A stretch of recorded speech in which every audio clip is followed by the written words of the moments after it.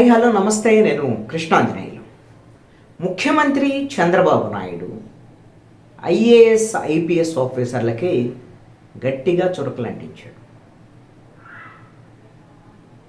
IAS IPS ఆఫీసర్లు గత ప్రభుత్వ హయాంలో తమ పరిధి దాటి వ్యవహరించారని, చాలామందిని ఇబ్బందులు గురి చేసేటువంటి విధంగా ఒక ఐఏఎస్ ఆఫీసర్స్ ఇలా వ్యవహరిస్తారని అసలుకి నేను ఊహించి కూడా ఉండలేదు అని మాట్లాడారు.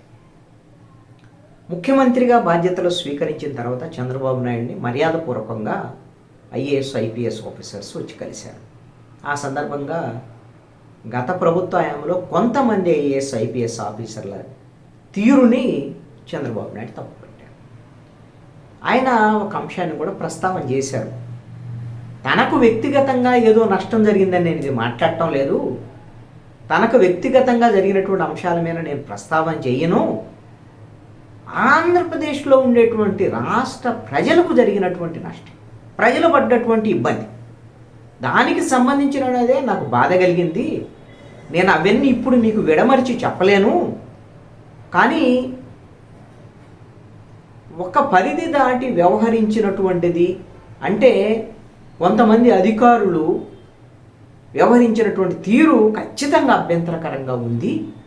ఖచ్చితంగా సందర్భం వచ్చినప్పుడు చెప్తాను. ఈ వ్యవస్థలు ఇవన్నీ గడి దెప్పే ఒక దశలో వీటిని సెట్ చేస్తాను ఖచ్చితంగా అని గట్టిగానే క్లాస్ స్పీకర్. సెట్ చేస్తాను అంటే ఏంటి? ఖచ్చితంగా గత ప్రభుత్వ హయాంలో వైఎస్ఆర్ కాంగ్రెస్ పార్టీకి వత్తాసు పలికినటువంటి ఆఫీసర్స్ విషయంలో కొంత మేము కఠినంగానే వ్యవహరిస్తామనేటువంటి విషయాన్ని సూటిగానే స్పష్టంగానే చంద్రబాబు నాయుడు చెప్పినట్టుగా మనం భావించాల్సి ఉంటుంది.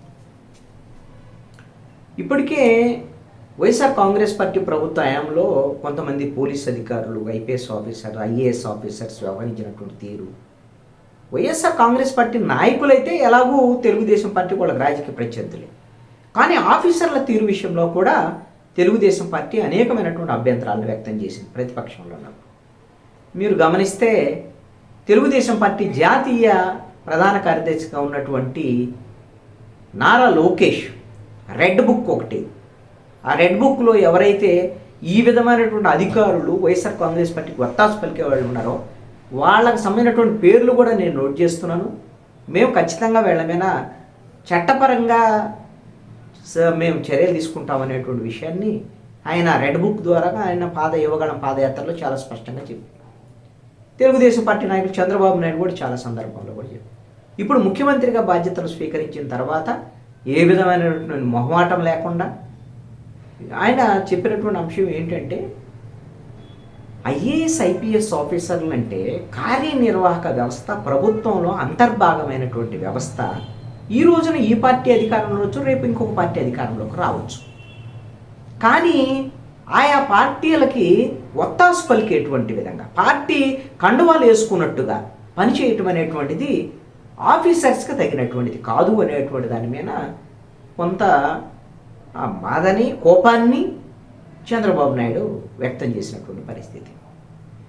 మీకు వైఎస్ఆర్ కాంగ్రెస్ పార్టీ ప్రభుత్వ హయాంలో సిఐడి చీఫ్గా ఉన్నటువంటి పివి సునీల్ కుమార్ ఆయన వ్యవహరించినటువంటి తీరు మీద, ఆ తర్వాత బాధ్యతలు తీసుకున్నటువంటి సంజయ్ వీళ్ళు వ్యవహరించినటువంటి తీరు, చంద్రబాబు నాయుడు మీద స్కిల్ డెవలప్మెంట్ కేసులు పెట్టారు, నారా లోకేష్ మీద కేసులు పెట్టి విచారించారు. అదేవిధంగా కొంతమంది అచ్చెన్నాయుడు, కొల్లు రవి ఇలాగ వాళ్ళ కేసులు ఇవన్నీ కేసులు రేపొద్దున ఏంటి, వాస్తవాలు ఏంటి అనేది రేపొద్దున కోర్టులో తేలాల్సినటువంటి అంశాలు. అందుకని చంద్రబాబు నాయుడు ఏమి తన మీద కేసులు పెట్టినందుకు కాదు, ఇక్కడ ఇబ్బందులు గురి చేశారు చాలామందిని, తెలుగుదేశం వాళ్ళనే కాదు వాళ్ళు ప్రజానికానికి కూడా ఇబ్బందులు గురి చేశారు, అధికారులు పరిధి దాటి వ్యవహరించారు అనేటువంటి అంశాన్ని చంద్రబాబు నాయుడు ప్రస్తావన చేశారు. అంటే ఈ విధంగా కొంత పరిధి దాటి వ్యవహరించినటువంటి అధికారుల మీద మరి బహుశా ఎంక్వైరీలు వేస్తారా, విచారణ జరుపుతారా, ఏదైనా పోస్టింగ్స్ అంటే వాళ్ళకి మంచి పోస్టింగ్స్ ఇవ్వకపోవచ్చు. ఇప్పుడు ఏ ప్రభుత్వానికి అనుకూలంగా ఉండేటువంటి వాళ్ళని వాళ్ళని తెచ్చుకుంటారు ఆఫీసర్స్ని. ఇప్పుడు ఇప్పుడు శ్రీలక్ష్మి కానివ్వండి, ఇప్పుడు పివి సునీల్ కుమార్ కానివ్వండి, సంజయ్ కానివ్వండి, ఇలాంటి వాళ్ళ మీద ఏమైనా ఐఏఎస్ ఐపీఎస్ ఆఫీసర్ల మీద ఏమన్నా ఎలాగూ గనుల శాఖలో సంబంధించినటువంటి దాని మీద గనుల శాఖ ఎండి దానికి సంబంధించినటువంటి విషయంలో ఏదో విచారణ జరుగుతుంది, వాళ్ళు కేసులు పెట్టేటువంటి అవకాశం ఉంది. ఇసుక అక్రమ రవాణాలకు సంబంధించినటువంటి విషయంలో, అదేవిధంగా మద్యం సంబంధించినటువంటి వీటిలో కూడా కొంత విచారణ జరిపేటువంటి ఆలోచనలో ప్రభుత్వం ఉంది. అంటే అప్పుడు ప్రభుత్వంలో ఉండేటువంటి ముఖ్యమంత్రి మంత్రులతో పాటుగా ఐఏఎస్ ఐపీఎస్ ఆఫీసర్లు కూడా ఏమైనా బాధ్యులు చేసేటువంటి అవకాశం ఉందా అనేటువంటి చర్చ కూడా జరుగుతున్నటువంటి పరిస్థితి. ఇంత ముందు రోజు అనుకుంటా నిన్న ముఖ్యమంత్రిగా చంద్రబాబు నాయుడు బాధ్యతలు స్వీకరించిన వెంటనే పివి సునీల్ కుమార్ వచ్చి బొకే తీసుకొని వచ్చి ఇచ్చారు. అదే సర్వసాధారణంగా ఐపీఎస్ ఐఏఎస్ ఆఫీసర్లు అందరూ ముఖ్యమంత్రిని లాంఛనంగా కలుస్తారు, కలిసి గౌరవప్రదంగా కలిసి విషయం చెప్తారు. ఆ కలవటం మీద చాలామంది తెలుగుదేశం వాళ్ళు ఎందుకోసమనంటే వైఎస్ఆర్ కాంగ్రెస్ పార్టీకి సంబంధించిన రెబల్ ఎంపీగా ఉన్నటువంటి రఘురామకృష్ణరాజుని గుంటూరుకు సంబంధించినటువంటి సిఐడి ఆఫీసుకి పిలిపించి ఆయన మ్యాన్ హ్యాండ్లింగ్ చేసి ఇవన్నీ చేసిన దాంట్లో సునీల్ కుమార్ ఆరోపణలు ఎదుర్కొంటున్నటువంటి పరిస్థితి ఉంది. ఇప్పుడు రఘురామకృష్ణరాజు కూడా మొన్న గుంటూరు ఎస్పీకి కంప్లైంట్ కూడా చేశారు. తన మీద అప్పుడు మ్యాన్ హ్యాండ్లింగ్ చేశారు, దానికి అరికాళ్ళ మీద కొట్టారు. దానికి సంబంధించినటువంటి పోలీసులు కొంతమంది సిఐడి వాళ్ళు, అదేవిధంగా అప్పుడు తప్పుడు రిపోర్ట్లు ఇచ్చినటువంటి అప్పుడు జీజీహెచ్ సూపరింటెండెంట్ వీళ్ళందరి మీద ఎంక్వైరీ చేసి విచారణ జరిపి చర్యలు తీసుకోవాలి అనేటువంటి విధంగా ఇచ్చారు. మరి అది పోలీసు శాఖ ఎలా విచారణ జరుగుతుంది ఏమిటో చూడాలి. అంటే సునీల్ కుమార్ వచ్చి ఈ చంద్రబాబు నాయుడు కలిసినటువంటి అంశం మీద చాలామంది ఇతను ఇష్టారాజ్యంగా అప్పుడు వ్యవహరించాడు కదా, మరీ వచ్చి ఇప్పుడు మళ్ళీ నవ్వు ముఖం పెట్టుకొని ముఖాన్ని నవ్వు పులుముకొని వచ్చి చంద్రబాబు నాయుడు కలిశాడు అనేటువంటి దాని మీద విమర్శలు చేశారు కొంతమంది. చంద్రబాబు నాయుడు కూడా మరి వాళ్ళ క్యాడర్ కూడా ఇలాంటి ఆఫీసర్స్కి ప్రాధాన్యత ఇస్తున్నారు చంద్రబాబు నాయుడు అని కూడా అనుకునే దానికి అవకాశం కూడా ఉంటుంది కదా. అందుకనే కొంత ఐపీఎస్ ఆఫీసర్ల తీరు మీద కొంచెం గట్టిగానే మాట్లాడాడు, గట్టిగా క్లాస్ పీకాడు. మరి భవిష్యత్తులో ఏం జరుగుతుందో చూడాల్సినటువంటి అవసరం.